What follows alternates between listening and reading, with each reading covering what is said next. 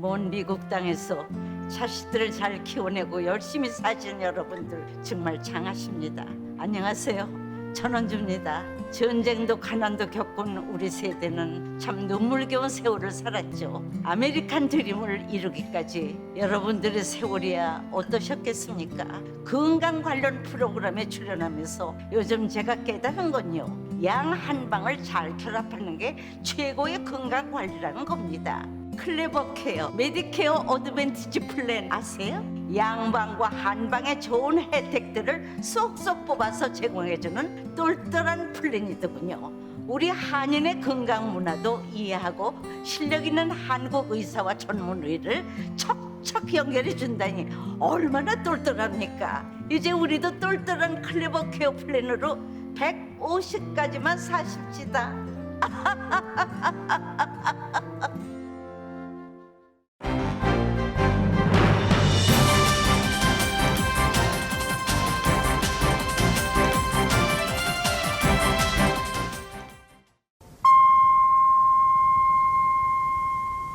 감사의 계절 11월, 라디오 서울과 함께 따뜻하고 평화롭게 지내시길 바랍니다.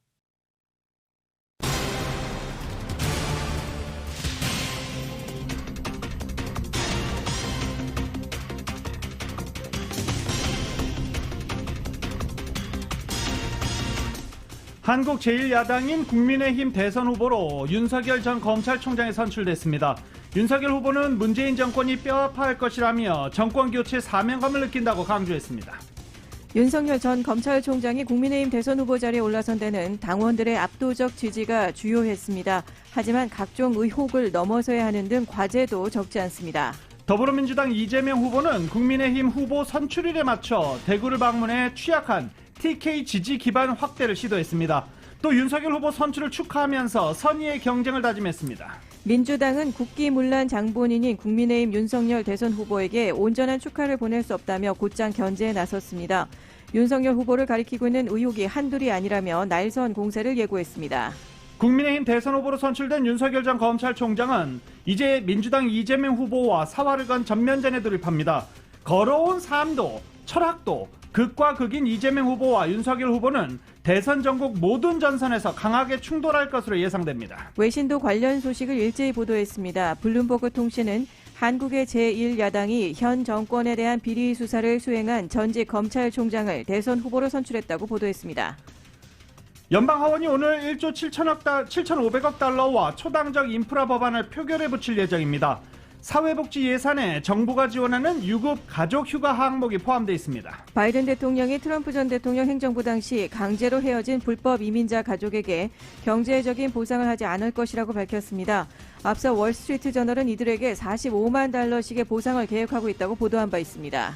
LA 카운티의 코로나 바이러스 수치들이 겨울철에 돌입하면서 증가세로 돌아서고 있습니다. 카운티 보건국은 추운 날씨로 실내 모임이 늘고 있다며 각별한 주의를 당부했습니다. LA시 전역의 실내업소 출입 시 백신 접종 증명서 제시 지침이 8일 월요일부터 시행됩니다. 시 당국은 실내업소에 대한 즉각적인 단속보다는 3주간의 홍보와 대비 시간을 줄 예정입니다. 미셸 박스틸 연방 하원 의원이 LA항과 롱비치항 물류 대란 사태 해결을 위해 태스크포스를 출범하는 내용의 법안을 공동 발의했습니다. 전국에서 130만 명 정도의 근로자가 코로나 바이러스 후유증으로 실직했다는 연구 결과가 나왔습니다. 코로나 여파로 움츠렸던 글로벌 항공사들이 속속 흑자 전환에 성공한 실적 발표를 하고 있습니다. 유럽이 다시 코로나 바이러스 팬데믹 중심지가 됐습니다. 겨울을 맞아 확진자 수가 다시 기록적인 수준에 접근하고 있습니다. 세계보건기구도 사망자 수가 크게 늘 것이라며 경고했습니다. 파이자가 개발한 코로나 바이러스 경구용 치료제가 입원과 사망 확률을 89%까지 줄여주는 것으로 나타났다고 밝혔습니다. 영국에서 열리고 있는 UN 기후변화협약 당사국 총회에서 40여 개 나라가 석탄 발전을 단계적으로 폐지하겠다는 성명을 발표했습니다. 하지만 미국, 중국 등 석탄 소비량이 큰 주요 국가들의 합의에 대거 불참했습니다. 토트넘의 손흥민 선수가 피테스와의 컨퍼런스 경기에서 골을 터뜨렸습니다. 새로 부임한 콘테 감독에게 첫 골을 안겼습니다. LA 레이커스가 오클라호마 시티 썬더와의 경기에서 104대 107로 패했습니다. 르브론 제임스는 복부 근육 통증으로 경기에서 제외됐고 일주일 정도 출전이 어려울 전망입니다. 오늘 뉴욕 증시는 상승 출발하고 있습니다. 원달러 환율은 1185.2원으로 마감했습니다. 남가주는 오늘 오전에 짙은 안개와 함께 흐리다가 시간 지나며 차츰 맑은 하늘 회복하겠습니다. 한인타운의 낮 최고 기온 80도로 예상됩니다. 이상은 이 시간 주요 뉴스입니다.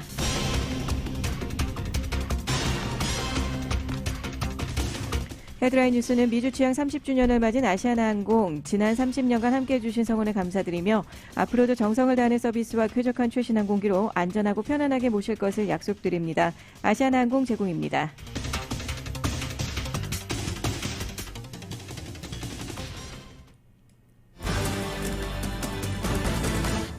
안녕하십니까, 김현지입니다. 안녕하십니까, 유지승입니다. 2021년 11월 5일 금요일 라디오서울 모닝뉴스 1부 시작하겠습니다.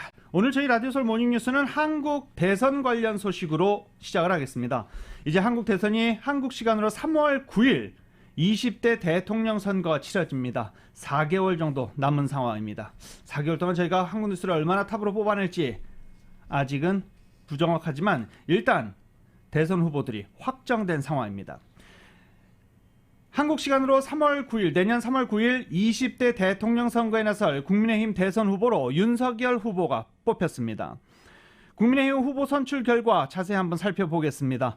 여론조사에서는 뒤졌지만 당원들의 압도적인 표심을 얻은 윤 후보는 공정과 상식을 내세우며 반드시 정권 교체를 이루겠다고 강조하기도 했습니다. KBS입니다. 최고 득표를 기록한 윤석열 후보가 선출되었음을 선포합니다. 승부는 결국 당심에서 갈렸습니다. 최종 득표율 47.85%, 윤석열 후보는 41.5%인 2위 홍준표 후보에게 여론조사에선 10%포인트 넘게 뒤지고도 당원 투표에서의 압승으로 후보가 됐습니다. 정권 교체를 원한 당심이 단 문재인 기수를 자임했던 윤 후보에게 쏠린 것으로 분석됩니다. 윤 후보 역시 수락연설에서 자신이 문재인 정권의 대척점에 위치해 있다는 점을 분명히 했습니다. 그러면서 정권 교체를 자신의 소명이라고 강조했습니다. 어떠한 정치 공작도 저를 무너뜨릴 수 없습니다. 어떠한 정치 공작도 국민의 정권 교체에 대한 열망을 무너뜨릴 수 없습니다. 키워드로는 공정과 상식을 내걸었습니다. 정치 신인인 자신을 국민이 택한 이유라고 했습니다. 정치권 눈치 안 보고 공정한 기준으로 특권과 반칙을 바로 잡으라는 명령입니다. 윤 후보는 정책 분야에 있어서는 규제 혁파와 취약계층에 대한 복지 강화, 교육 혁신 등을 밝혔습니다. 윤 후보 선출에 나머지 3명의 경쟁 후보들은 모두 공개적으로 승복 의사를 밝혔습니다. 깨끗하게 승복합니다.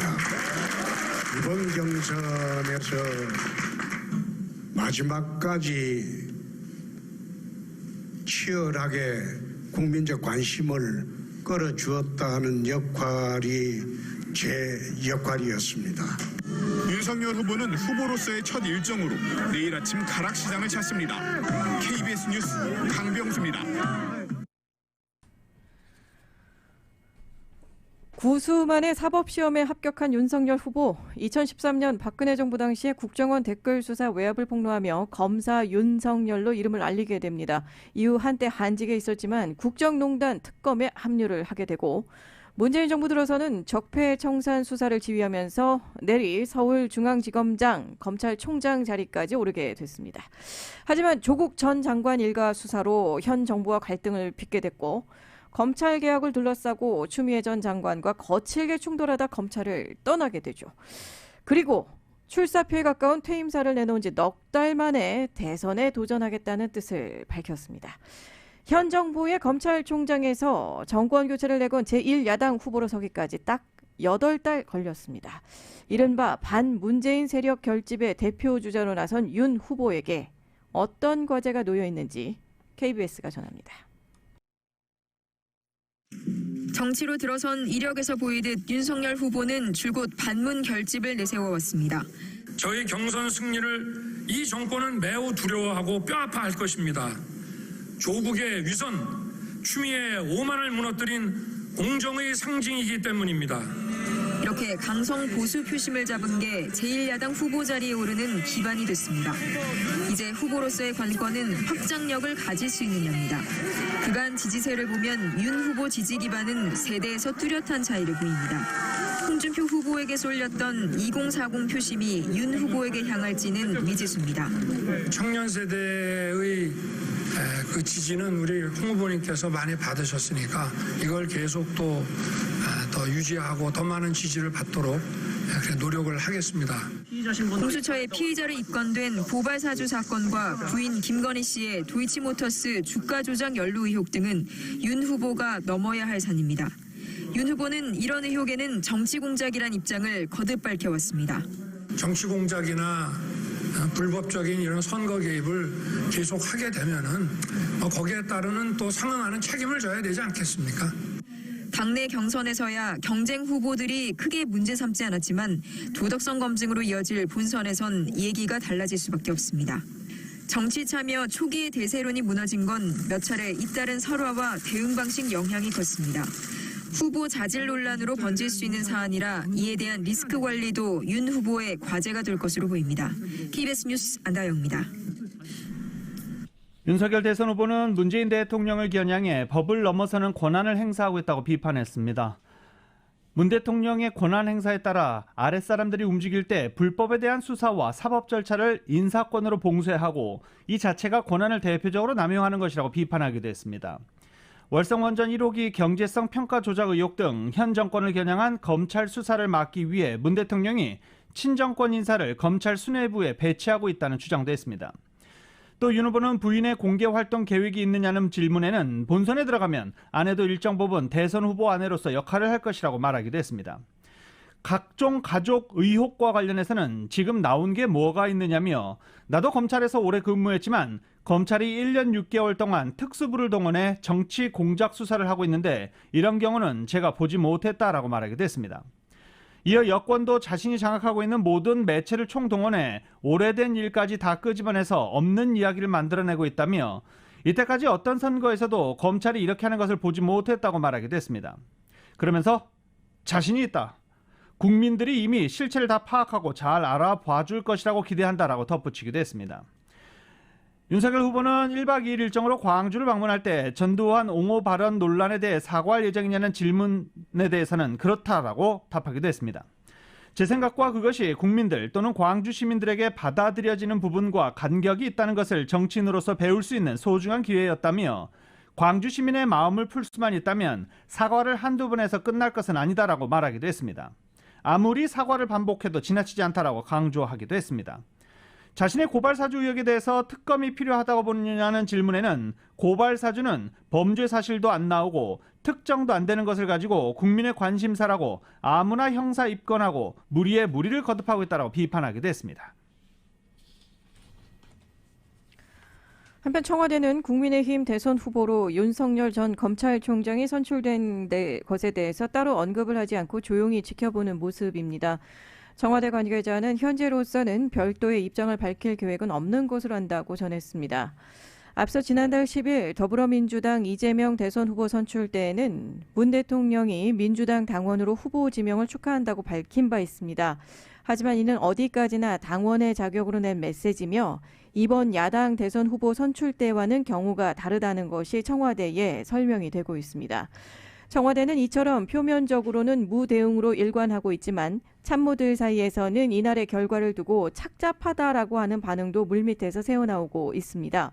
문재인 정부에서 검찰총장으로 발탁, 적폐청산을 주도하던 인물이 결별한 뒤에 제1야당의 대선 후보가 되는 부패와 약탈 정치를 끝내겠다며 반문의 대표주자로 현 정부에 대한 비판의 기치를 든 모습, 청와대로서도 뒷맛이 쓸 수밖에 없는 대목이 되고 있습니다. 문 대통령 역시 복잡한 심경일 것으로 예상되고 있습니다. 국민의당 안철수 대선 후보는 국민의힘 대선 후보로 선출된 윤석열 전 검찰총장에게 축하 인사를 전하고 대한민국은 이제 산업화 시대, 민주화 시대를 넘어 선진화 시대로 나아가는 시대 교체를 해야 할 때라고 말했습니다. 안 후보는 SNS에서 이같이 밝히고 이번 대선에서는 누가 승리하더라도 최후의 승리자는 국민이어야 한다라고 강조했습니다. 안 후보는 지금부터 정말 중요한 것은 미중 신냉전화 기술 패권 전쟁의 시대에 대한민국의 생존 전략과 앞으로 뭘 먹고 살아야 할 것인지에 대한 미래 담론을 가지고 치열하게 경쟁하는 것이라고 덧붙였습니다. 이어 윤 후보께서 어려운 과정을 거쳐 제1야당 후보로 확정된 것을 축하드린다라고 말하기도 했습니다. 앞서 국민의당 안혜진 대변인은 논평을 내고 제1야당의 대선 후보로서 정권교체, 나아가 시대교체라는 국민적 열망이자 시대적 소명에 함께하길 기대한다고 밝혔습니다.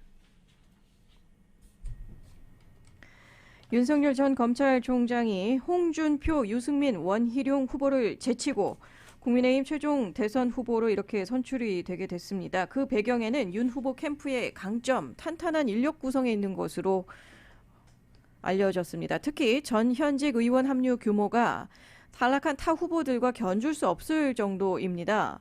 지난달 17일에 대구 수성구가 앞 최다선 주호영 의원이 상임선대위원장으로 인선이 됐고 현재는 김태호, 박진 의원과 심재철 전 의원, 유정복 전 인천시장이 합류해 있습니다. 수도권 그리고 PK, TK, 친박계를 두루 포용했다는 분석입니다. 여기에 더해 전문가 풀도 풍성합니다. 특히 군사, 국방 분야에서는 문재인 정부의 첫 육군 참모총장과 공군 참모총장인 김용우, 이왕근 대장이 캠프에 전격 합류를 해서 주목을 받고 있습니다.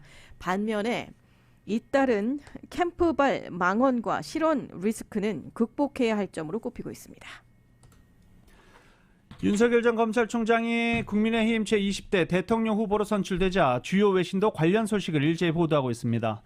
로이터 통신은 문재인 대통령에 의해 2019년 임명된 뒤 지난 3월까지 검찰총장을 지낸 정치 신인 윤 후보가 당원들의 지지를 등에 업고 경선에서 일반 대중에게 더 많은 지지를 받은 5선의 홍준표 의원을 근소한 차이로 제쳤다고 보도했습니다. 로이터 통신은 윤 후보가 박근혜 전 대통령과 문재인 대통령 측근의 부패 추문에 대한 수사와 확고한 검찰 이미지 덕분에 대선 출마 선언 전부터 여론조사 1위에 오른 적이 있다라고 추가 보도하기도 했습니다. 하지만 최근에는 정책에 대한 이해와 정치적 경험 부족을 노출하며 지지세가 주춤했고 가족과 연관된 부패 추문 등에도 휘말리며 곤욕을 치르고 있다고 덧붙였습니다. 블룸버그 통신은 한국의 제1야당이 현 정권에 대한 비리 수사를 수행한 전직 검찰총장을 대선 후보로 선출했다라고 보도하기도 했습니다. 블룸버그 통신은 윤 후보가 상대적으로 정치 신인이고 경선 과정에서 5.18 광주 민주화운동을 무력으로 진압한 전두환 전 대통령을 옹호하는 듯한 발언 등의 실수로 타격을 입기도 했다고 소개했습니다. AP통신도 윤 후보 선출 소식을 전하며 그가 앞서 민주당 대통령 후보로 뽑힌 이재명 후보와 치솟은 집값, 경제적 불평등, 대북관계 등이 주요 화두인 내년 3월 대선에서 접전을 벌일 것으로 보인다고 전망했습니다.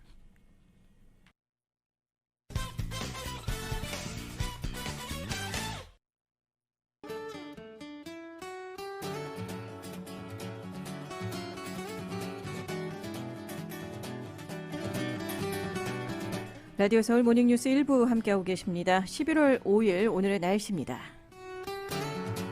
남가주일은 오늘 정도까지 맑고 포근한 기온 전망되고 있는데요. 오전에는 짙은 안개로 인해서 시야 확보가 어려운 곳이 많습니다. 어제와 마찬가지로 오늘 오전 9시까지 짙은 안개 주의보 내려져 있고요. 오전에는 곳에 따라 구름으로 흐리지만 이내 맑아지겠습니다. 오늘 낮 최고 기온 LA로는 80도, 밸리메인랜드 85도, 해안가 68도, 산간지역 69도의 한낮 기온 전망되고 있습니다. 이렇게 포근한 낮 기온 내일부터 하락세로 돌아서면서 썸머타임이 해제되는 일요일부터는 다소 쌀쌀한 기온 시작될 것으로 국립기상청 전망하고 있습니다. 현재 기온입니다. LA 짙은 안개와 함께 57도, 벌뱅크 맑은 하늘 보이면서 55도, 토렌스 약간의 이슬비와 함께 57도, 플러튼 역시 이슬비와 함께 57도, 얼바인은 하늘 흐립니다. 59도, 리버사이드 대체로 맑은 가운데 55도 가리키고 있습니다. 이상 오늘의 날씨였습니다.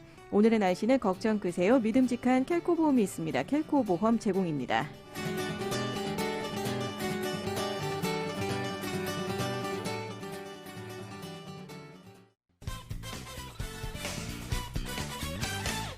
라디오 서울 모닝뉴스 1부 함께하고 계십니다. 7시 21분 지나고 있습니다. 국민의힘의 대선 후보 결정이 된 가운데 더불어민주당 이재명 대선 후보, 국민의힘 후보 선출일에 맞춰서 대구를 방문해 취약한 TK 지지 기반 확대를 시도를 했습니다. 또 윤석열 후보 선출을 축하하면서 선의의 경쟁을 다짐했는데요. 민주당은 총공세를 예고했습니다. YTN입니다. 더불어민주당 이재명 후보가 대선 행보 시작 후 처음으로 대구를 방문했습니다. 국민의힘의 정치적 본산을 찾아가 윤석열 후보 선출에 따른 컨벤션 효과에 제동을 걸려는 의도로 풀이됩니다. 경북대 학생들을 만난 자리에서 무한 경쟁에 놓인 청년 현실 타개를 위해 기회의 폭을 넓히겠다고 호소했습니다. 공정성을 회복하는 일이 결국은 성장하는 길이고, 이 성장을 해야 새로운 기회가 생기고, 그래야 여러분의 경쟁의 장도 넓어지기 때문에. 또 조선의 개혁사대부 본고장이었던 대구는 보수의 심장이 아닌 개혁의 심장이었다며 TK 청년 표심을 자극했습니다. 문재인 정부 대북 정책을 평가해달라는 질문엔 남북 무력 충돌 상황에서 벗어난 걸 성과로 들며 북한을 이렇게 빗대기도 했습니다. 삶은 소대가리라고 가끔 흉만 봐도 총질은 안 하지 않냐. 북한이라는 존재는 정말로 특이한 존재입니다. 친한 친구도 아니고 확 버려버리려다가 버려지지도 않고 꼭 코로나 같아, 코로나. 대구 민심 풍향계인 서문시장을 방문하고 대구 지역 청년과 오찬도 함께한 이 후보는 윤석열 후보를 향해선 일단 선의의 경쟁을 다짐했습니다. 우리가 경쟁이 아니라 어떻게 하면 우리 국민들의 삶을 더 낫게 만들고 우리 국가를 더 희망적으로 만들지 선의의 경쟁, 잘하기 경쟁을 했으면 좋겠습니다. 반면 민주당은 총공세 채비에 나섰습니다. 윤 후보가 검찰 중립성을 심각하게 훼손하고 국기를 문란케 한 장본인이라 진심 어린 축하는 어렵다고 꼬집었습니다.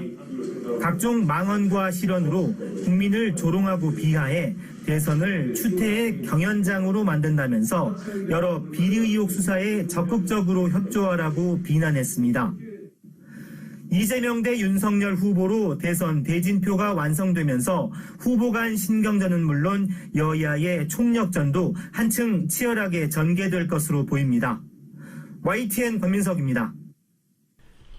대선을 넉 달 정도 앞두고 이재명, 윤석열 이 양자구도가 거의 확실시되고 있는데 그래도 대선 출사표를 던진 후보들도 있습니다. 심상정, 안철수 후보도 그들입니다. 이렇게 되면서 이재명, 윤석열, 심상정, 안철수 후보의 4자 대결로 대선 레이스 일단은 출발을 했습니다. 특히 거대 양당 후보의 대결이 치열할 것으로 보이는데 이 4명의 다자구도가 끝까지 이어질지 변수 계산 안 할 수 없습니다. KBS입니다. 대선 레이스 출발부터 상대 후보를 겨냥한 날선 발언이 나왔습니다. 이번 대선은 상식의 윤석열과 비상식의 이재명과의 싸움입니다. 합리주의자와 포퓰리스트의 싸움입니다. 오늘은 축하하겠다고 말을 아낀 민주당 이재명 후보. 사흘 전엔 이렇게 말했습니다. 철학도 역사인식도 준비도 없는 후보에게 나라와 국민의 운명을 맡길 수는 없습니다. 광주를 폄훼하고 앞으로 넉 달여 충돌은 더욱 격화될 것으로 보입니다. 대장동 의혹과 고발사주 의혹 등 서로 뚜렷한 공격 지점을 갖고 있는 데다 정권 연장이냐 교체냐는 물론이고 부동산과 복지 같은 정책 면에서도 대척점에 서 있습니다. 두 후보가 서로만 주목하며 대결을 벌이는 틈을 소수 정당 후보들 엿보고 있습니다. 기득권 양자 대결에는 권력 게임만 있습니다. 다양한 목소리를 지닌 우리 시민들의 자리가 없습니다.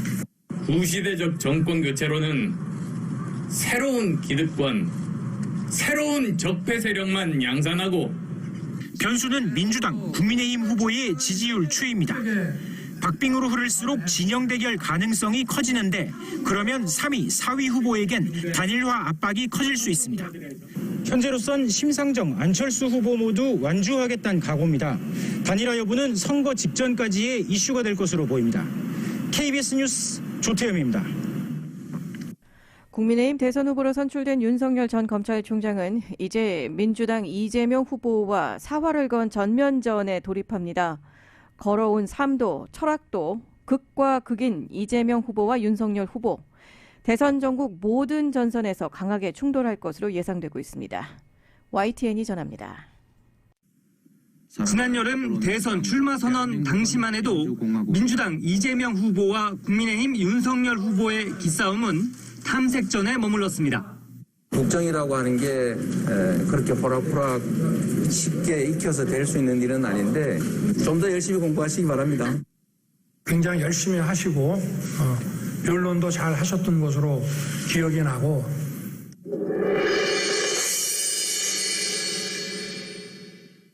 예열을 마치고 대선 본선이라는 진짜 링에 오른 두 후보.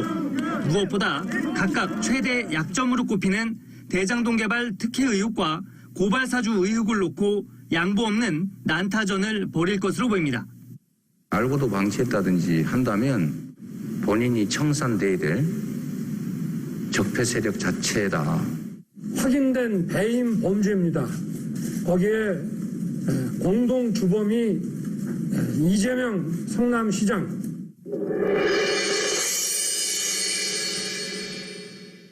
이재명 후보 측은 윤석열 후보의 자질 부족에 대한 공세를 벼르고 있습니다. 주 120시간 노동과 부정식품, 전두환이 정치는 잘했다는 등의 발언은 평소 철학과 역사 인식이 반영된 것으로 대통령 자격이 아예 없다는 겁니다. 민주주의 체제 속에서 혜택만 누리던 분이어서 전두환이라는 이름이 가지는 그 오목함을 전혀 이해하지 못했을 겁니다. 윤석열 후보 부인과 장모 관련한 의혹도 파고들 것으로 보입니다. 반면 윤석열 후보 측은 이번 대선 최대 이슈로 떠오른 대장동 의혹을 집중적으로 공격하면서 평소 욕설 논란을 포함한 이재명 후보의 도덕성을 문제 삼을 게 분명합니다. 이와 동시에 정권 심판론을 전면에 내세운다는 방침입니다. 비상식과 불공정, 불의와 위선의 상징인 문재명 세력과 선명하게 투쟁하겠습니다.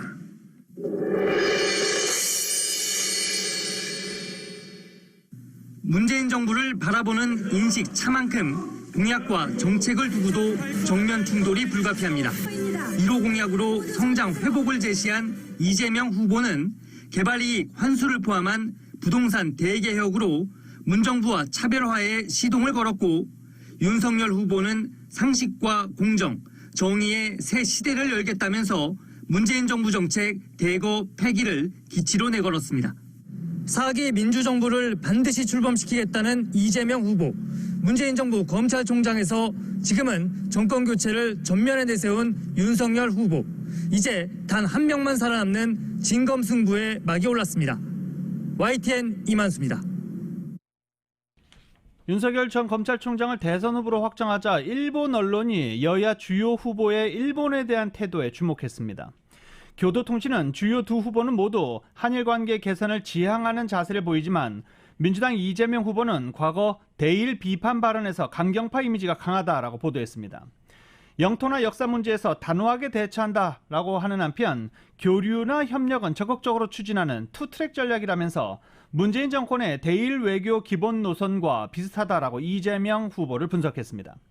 반면 윤 전 총장에 대해서는 영토나 역사 문제에서는 당당한 입장을 견지한다고 하면서도 일본을 자유민주주의와 시장경제 가치를 공유하는 이웃으로 규정했다라고 소개했습니다. 그가 징용 문제나 위안부 문제, 안보, 경제, 무역 등을 그랜드 바겐 일괄 타겟으로 타개해야 한다고 주장한다라고 교도통신은 덧붙이기도 했습니다. 윤 전 총장의 이력에 관심을 보이기도 했습니다. NHK는 그가 박근혜 전 대통령 관련 사건을 철저하게 수사한 수완이 혁신계인 문재인 대통령으로부터 높이 평가받아 재작년에 검찰총장으로 발탁되기도 했다라고 보도하기도 했습니다. 이어 윤 전 총장이 문 대통령 측근이며 법무부 장관에 기용된 조국 씨를 둘러싼 의혹을 추궁해 사임으로 내모는 등의 행동을 한 결과 정권과 대립이 깊어졌다라고 현재 여권과 대립하게 된 경위를 설명하기도 했습니다.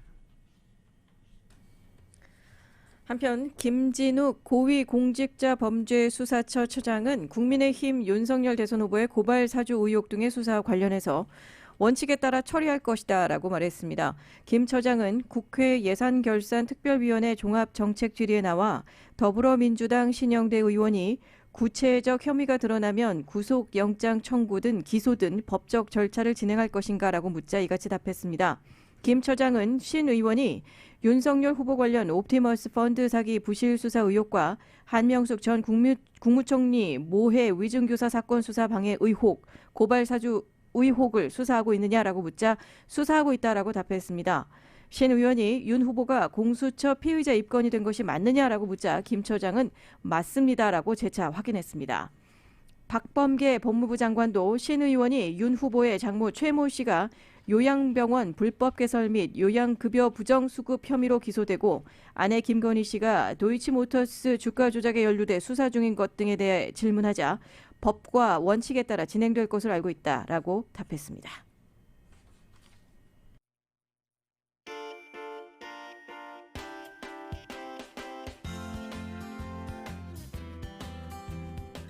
라디오 서울 모닝뉴스 1부 함께하고 계십니다. 7시 36분 지나고 있습니다. 이 시간 프리웨이 교통 상황 살펴드리겠습니다. 101번 노스 방향입니다. LA 한인타운 지나는 글랜데일 블루버드 지점 고장 차량 한 대 서 있어서 주의가 요망되고 있습니다. 브로드웨이부터 속도 현저히 떨어지면서 이 구간 통과하는 데 20분 추가로 소요되고 있습니다. 710번 노스 방향 91번 교차 지점 고장 차량 한 대 서 있어서 속도 현저히 떨어지고 있어 주의가 요망되고 있고요. 이어서 5번 교차 지점 역시 추돌 사고로 인해서 105번 교차 지점부터 속도 떨어지고 있습니다. 134번 웨스트 방향 헐리우드 웨이부터 속도 현저히 떨어지고 있습니다. 101번 교차 지점까지 정체 구간 형성하고 있습니다. 405번 사우스 방향 101번 교차 지점에 고장 차량 한 대 서 있습니다. 허스켈 애비뉴부터 정체 시작되고 있고요. 이 구간 통과하는데 20분 추가로 소요되고 있습니다. 곳에 따라서 짙은 안개가 깔려 있어서 가시거리 확보가 어렵습니다. 충분한 안전거리 확보와 함께 안전운행하시기 바라겠습니다.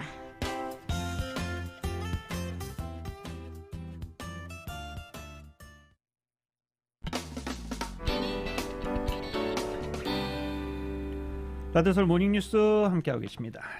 바이든 행정부가 연방 공무원과 정부 하청업체 직원에 이어서 민간 기업으로도 백신 의무화를 확대했습니다. 어제 발표 나오자마자 저희가 보도해드린 바 있는데요.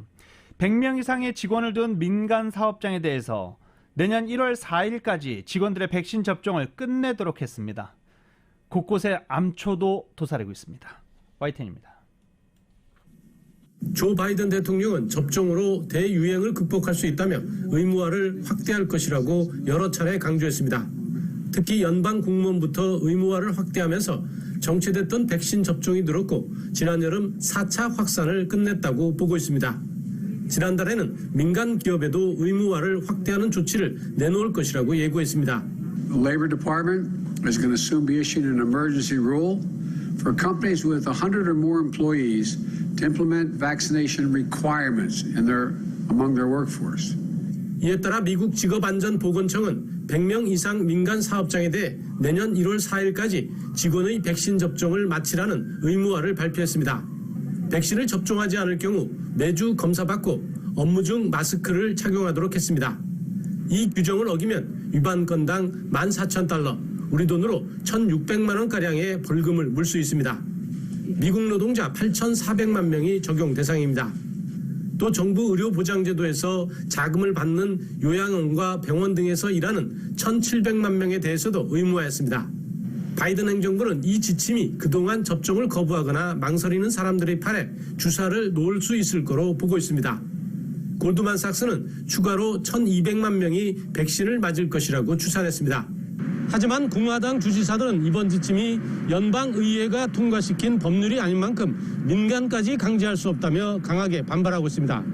소송까지 예고하고 있어 의무화 확대가 갈등 확대까지 이어질 것으로 보입니다.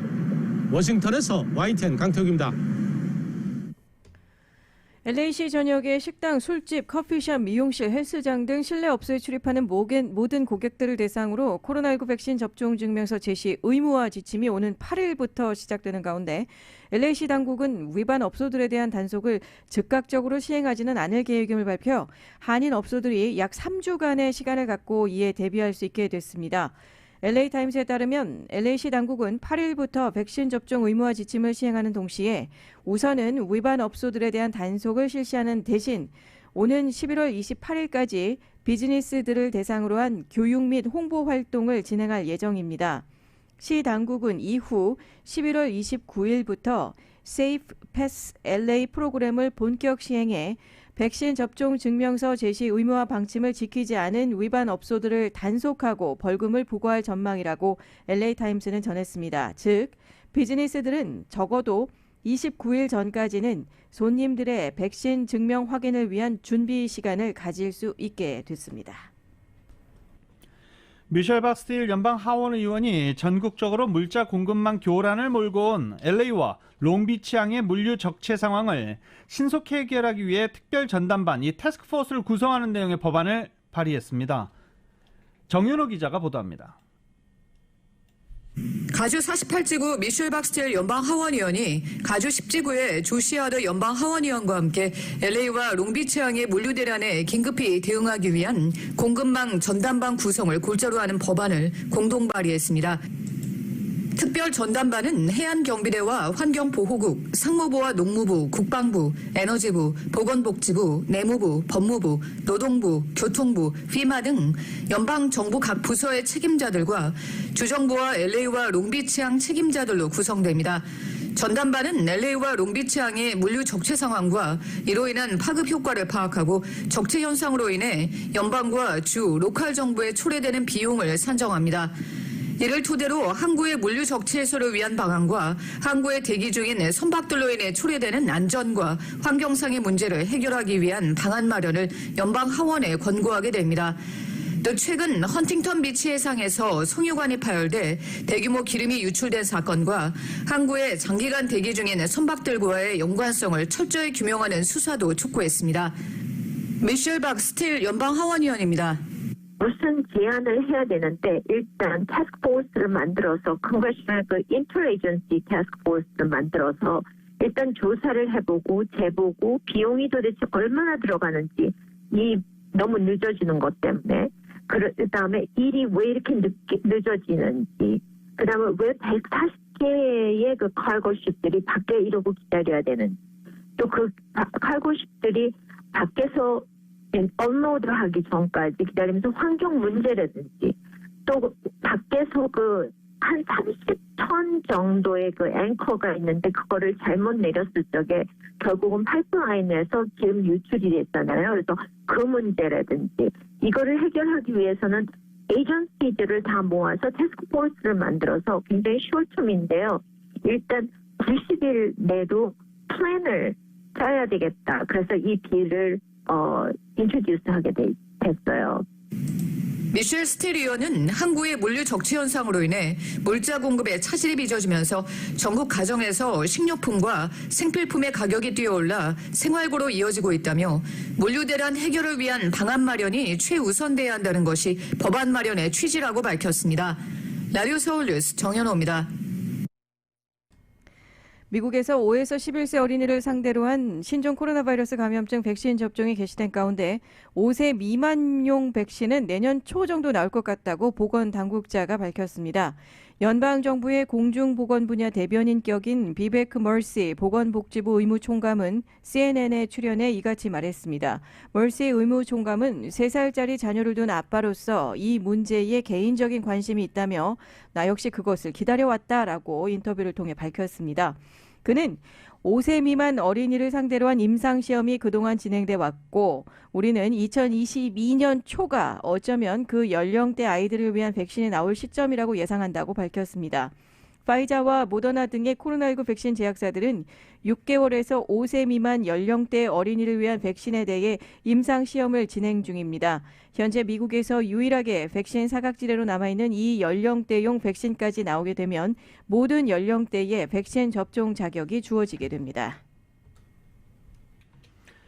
질병통제예방센터 CDC가 2번 접종하는 파이자의 신종 코로나 바이러스 백신을 맞는 도중에 12살을 넘길 경우 2회차 접종 때만 성인 투여량을 맞으라고 권고했습니다.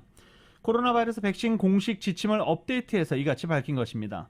이 5세에서 11세 어린이에게 파이자의 코로나 바이러스 백신 접종이 승인되면서 이 연령대 5세에서 11세 사이 연령대 어린이들에게는 성인에게 맞히는 백신 투여량 30마이크로그램의 3분의 1, 10마이크로그램 분량을 3주 간격을 두고 2차례 맞히도록 했습니다. 그런데 이 3주 안에 생일을 맞아서 12살이 된 어린이의 경우 1차 때는 10마이크로그램, 2차 때는 30마이크로그램을 접종하라는 게 이 질병통제예방센터의 공고입니다. 어린이들은 각각의 백신을 맞는 날짜, 나이에 근거해 올바른 용량과 제2의 백신을 맞아야 한다라고 질병통제예방센터 CDC는 덧붙였습니다. 다만 2회 접종 도중에 12살을 넘겼는데도 2차 때에도 10마이크로그램 용량을 맞더라도 여전히 백신 접종을 마친 것으로는 간주를 하겠다라고 밝히기도 했습니다.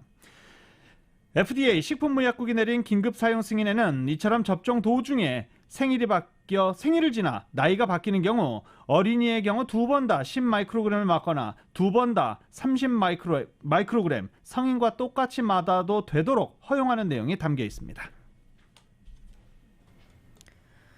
제약사 파이자가 자신들이 개발한 실험용 알약 형태의 신종 코로나 바이러스 감염증 치료제가 입원과 사망 확률을 89%까지 줄여주는 것으로 나타났다고 밝혔습니다.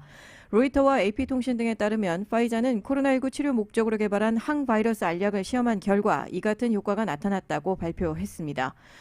미국 제약사 머크사가 개발한 경구용 코로나19 치료제 몰누피라비루의 효과를 능가하는 것이다라고도 보도했습니다. 머크는 지난달 임상시험 결과 몰누피라비루가 코로나19 입원율과 사망률을 절반가량 낮추는 효과를 보였다고 공개한 바 있습니다. 파이자는 시험 결과 치료제의 효과가 이처럼 매우 높은 것으로 나타나자 전문가로 구성된 자문단이 시험을 조기에 중단할 것을 권고했으며 이에 따라 식품의약국 FDA에 가능한 빨리 사용 승인 신청을 할 것이다 라고 말했습니다. 팍스로비드라는 상표가 붙을 예정인 파이자의 알약은 인간 면역 결핍 바이러스 HIV 치료제인 리토나비루와 혼합 투여하는 방식으로 3알씩 하루에 2번 총 6알을 먹게 된다고 로이터는 설명했습니다. 파이자는 또 치료제 부작용에 대해서는 자세히 설명하지 않았지만 치료제 복용 환자나 위약을 먹은 환자 모두 약 20% 정도의 이상 현상이 있었다라고 밝혔습니다. 이처럼 먹는 치료제가 나왔지만 감염병 전문가들은 백신이 여전히 코로나19 감염을 예방할 최고의 방법이다라고 강조하고 있습니다.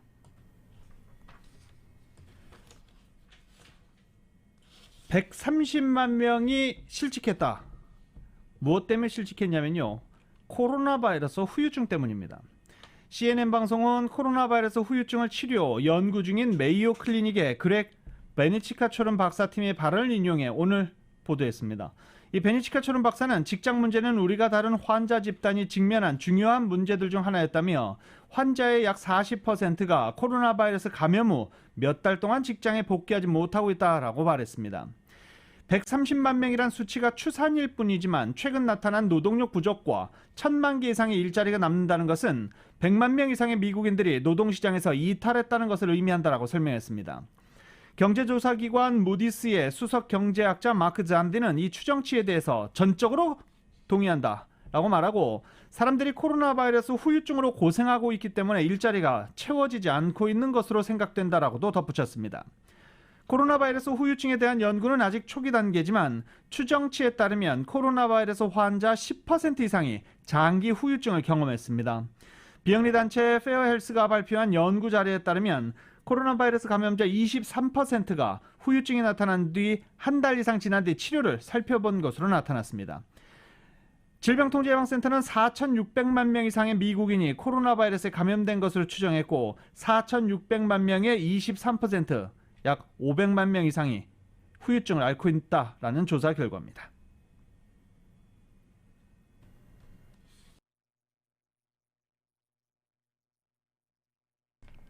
지난 여름부터 위드 코로나 일상 회복에 들어간 유럽이 코로나19 팬데믹의 중심지가 됐습니다. 확진자 수가 다시 기록적인 수준에 근접하기 시작했는데요. 세계보건기구는 내년 1월까지 50만 명의 사망자가 더 발생할 수 있다고 경고했습니다. YTN입니다. 지난 3일 기준 독일의 코로나19 신규 확진자는 3만 4천 명 가까이 발생해 역대 최다를 기록했습니다. 코로나19 유행이 정점이었던 지난해 12월 18일 3만 3,700여 명보다 더 많은 수치입니다. 하루 사망자도 165명에 달할 정도로 위중증 환자도 크게 늘었습니다. 상대적으로 일찍 위드 코로나로 전환한 유럽의 심각성은 세계보건기구의 통계에서도 여실히 드러나고 있습니다. 유럽 지역의 지난 한 주간 신규 확진자는 180만 명, 전주보다 6% 증가했고 주간 사망자는 2만 4천 명으로 전주보다 12% 늘었습니다. 최근 일주일간 전 세계 확진자는 전주 대비 3% 증가했지만 유럽은 그 2배를 기록한 것입니다.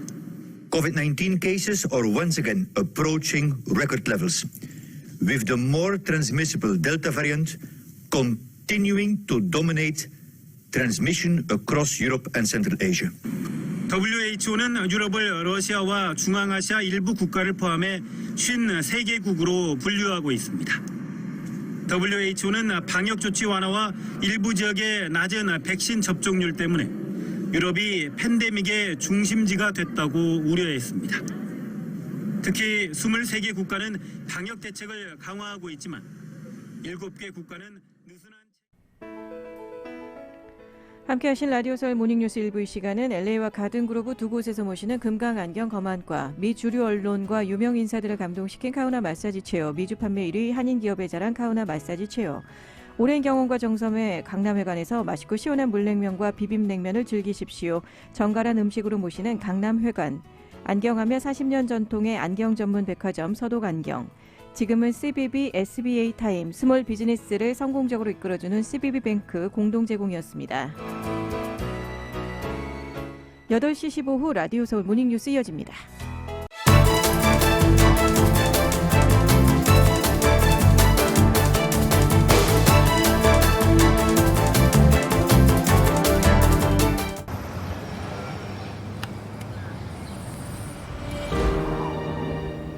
아직 쓰여지지 않은 스토리. 그 스토리를 완성하기 위해서는 새로운 아이디어를 찾아 움직여야 합니다. 우리의 움직임, 그것은 차세대 전동화 차량을 만드는 것입니다. 당신의 새로운 영감을 찾아서